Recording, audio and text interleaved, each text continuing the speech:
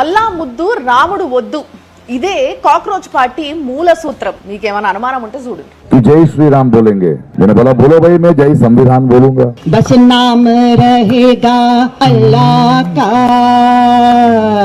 రాములమ్మ అల్లా అని పేరింటే చాలు నీకు ఏడలేని ఊపంతా వస్తుంది. గాంధీ గారు ఆ రోజుల్లో ఈశ్వరు అల్లా తేరోనామని ఆ రోజుల్లో అన్నారు కాబట్టి సరిపోయింది. కానీ ఈ రోజుల్లో అదే మాతను ఉంటే కనుక మీరు ఆయన్ని కూడా టుకుడే గ్యాంగ్ అని, యాంటీ నేషనలిస్ట్ అని, దేశద్రోహం అని గాంధీ గారిని కూడా అదే ముద్రేసేవాళ్ళు. నీలాంటి వాళ్ళని చూసే సావర్కర్ గారు I'm not afraid of Muslims, I'm not afraid of Britishers, I'm afraid of Hindus against Hinduism అన్నారు. నీలాంటి హిందువులే హిందూయిజం అగెనిస్ట్ గా పనిచేస్తా ఉన్నారు ఈ దేశంలో. దేశం బయట నుంచి పనిచేసే తీవ్రవాదులు ఒక రకం అయితే, దేశం లోపల నుంచి పనిచేసే తీవ్రవాదులు నీలాంటి వాళ్ళు. మతం అని చెప్పి మత సామరస్యాన్ని చెడగొట్టే ప్రయత్నం చేస్తుంది నీలాంటి తీవ్రవాదులే. రావులమ్మ నీతిలో చెప్తా ఉన్నా, నీలాంటి తీవ్రవాదులే.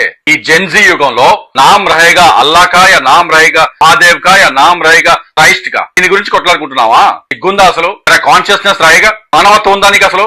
ఆ కాక్రోచ్ స్టేజ్ మీద ఒక ఆమె పాట పాడింది విన్నారు కదా, అది గజ్వాయే హింద్ పోయం.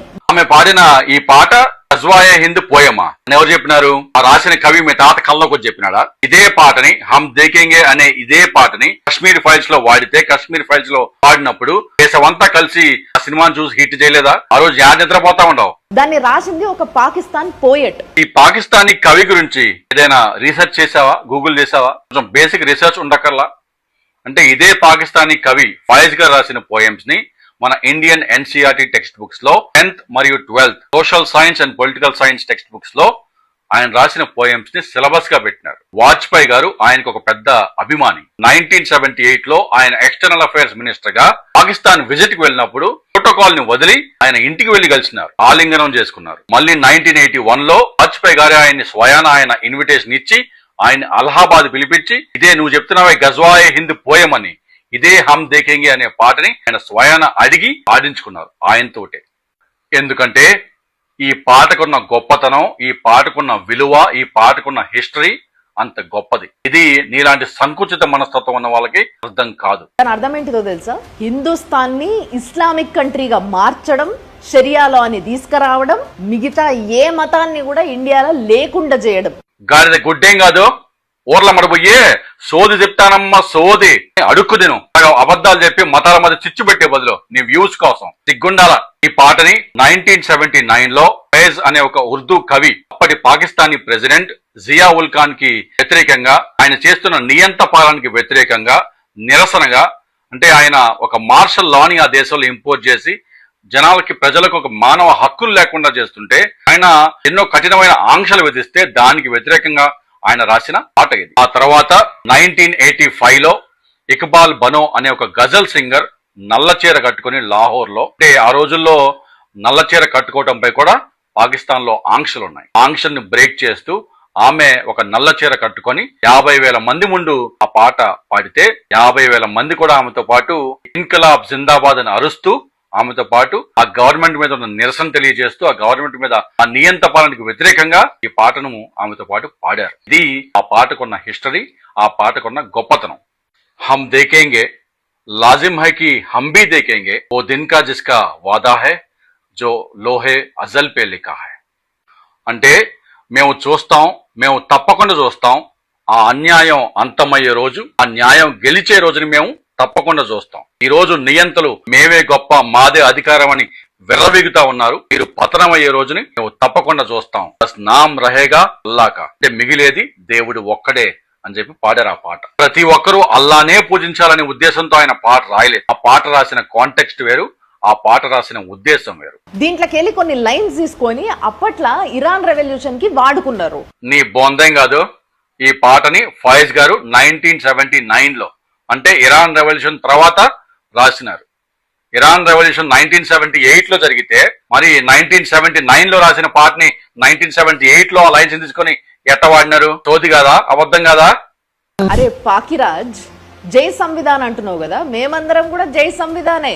కానీ ఆ జై సంవిధాన్ కూడా జై శ్రీరామ్ అంటది. కాన్స్టిట్యూషన్ ఒరిజినల్ వర్షన్ చూడరా, దాంట్లో 3rd చాప్టర్ ఫండమెంటల్ రైట్స్ అని ఉంటది. దానిపైన వేసిన పెయింటింగ్ ని చూడరా, పాకి నీకు ప్రకాష్ రాజ్ గారు పాకీరాజ్ అయినప్పుడు మన సంవిధానం గురించి మన రాజ్యాంగం గురించి సగం నిజమే చెప్తూ మతాల మధ్య చిచ్చు పెట్టాలనుకునే ప్రయత్నం చేస్తున్న నిన్ను అనటంలో తప్పేం లేదు. స్థానంలో అయోధ్యకి తిరిగి వస్తున్న పెయింటింగ్ అది. అధర్మం మీద ధర్మం గెలిచొచ్చినందుకు దాని ప్రతీకగా ఆ ఆర్ట్ నేసిండ్రు. ఇది శ్రీ బాబాసాహెబ్ అంబేద్కర్ గారు రాసిన రాజ్యాంగంలోనే ఉందిరా పాకీరాజ్.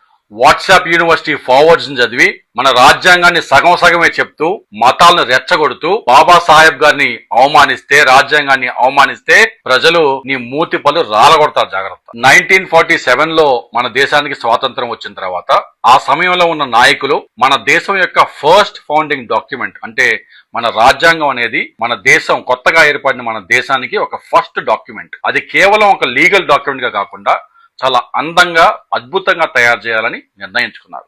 మన దేశపు రాజ్యాంగాన్ని అందంగా పెయింటింగ్స్ తోటి అలంకరించాలని చెప్పి నిర్ణయించుకున్నారు. ఆ సమయంలో మన దేశంలో ప్రముఖమైన ఆర్టిస్టు నందలాల్ బోస్ గారు మరియు ఆయన స్టూడెంట్స్ మన రాజ్యాంగాన్ని అందంగా పెయింటింగ్స్ తో అలంకరించారు. అంటే మన దేశం యొక్క 5000 సంవత్సరాల చరిత్రను అద్దం పట్టేలాగా మన దేశం యొక్క రాజ్యాంగాన్ని తీర్చిదిద్దారు. అంటే మన ఇండస్ వ్యాలీ సివిలైజేషన్ దగ్గర నుంచి మన వేదిక్ లైఫ్, రామాయణ్, మహాభారతం దగ్గర నుంచి బౌద్ధుడు, మహావీరుడు, అశోక, అక్బర్, మొఘలులు, శివాజీ మహారాజ్, గురు గోబింద్ సింగ్, మహాత్మా గాంధీ, సుభాష్ చంద్రబోస్ దాకా ప్రతి ఒక్కటి పెయింటింగ్ రూపంలో అందంగా అలంకరించారు. మరి ఇన్ని విషయాలు ఉంటే కేవలం రామాయణం గురించే ఉందని చెప్పి చెప్పటం సగం నిజం కదా. మన దేశాన్ని కాపాడే రాజ్యాంగం గురించి సగం నిజమే చెప్తూ నీ వ్యూస్ కోసం, నీ స్వలాభం కొరకు పిచ్చి పిచ్చిగా మాట్లాడితే నీ ఈపు విమానం మోత మోగిపోద్ది. ఎందుకంటే రావులమ్మా, సారీ, మీరంతా మీ గుంపును చూశావు, మీరంతా ఈ దేశాన్ని పట్టి పీడిస్తున్న రావణులు. రావణుడు కూడా అచ్చం మీలాగనే హిందువుల వేషంలో కాషాయ బట్టలేసుకొని సీతమ్మ వారిని తీసుకెళ్లిపోయినాడు. మీరు కూడా హిందువులుగా ఉంటూ మన దేశాన్ని పట్టి పీడిస్తా ఉన్నారు. మీ మత పిచ్చితోటి హిందువుల్ని మతాల పేరుతోటి విడదీస్తా ఉన్నారు. ఇంకా చూసారులేగా నువ్వు నీ సమ్మడం.